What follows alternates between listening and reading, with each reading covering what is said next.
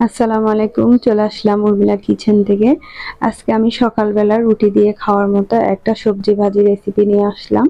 তাই রেসিপিটার জন্য আমি একটা কড়াইতে একটু তেল দিয়ে দিলাম। তার মধ্যে আমি একটু রসুন দিয়ে ভালোভাবে একটু ভাজা ভাজা করছি। তারপর একটু জিরা দিয়ে দিয়েছি।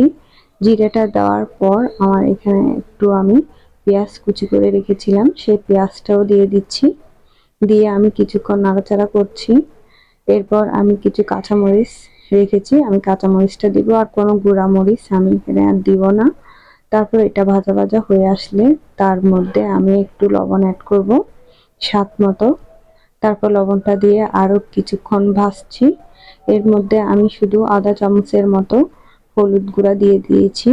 তারপর আমি কিছুক্ষণ এটা নাড়াচাড়া করে এর মধ্যে আমি কেটে রাখা সবজিটা দিয়ে দিলাম।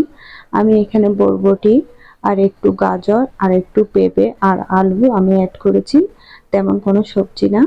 এরপর এটা আমি ভালোভাবে নাড়াচাড়া করে কিছুক্ষণের জন্য আমি ঢেকে রেখেছি। তারপর আমি নাড়াচাড়া করব, দেখেন নিচের দিকে একটু পানি বের হয়ে আসছে।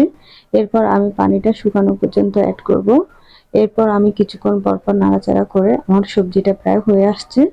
দেখেন এটা রুটি বা পরোটা দিয়ে খেতে ভালো লাগবে। তো সবাই কেমন লেগেছে আমাকে জানাবেন। সবাই ভালো থাকেন। আল্লাহ হাফেজ।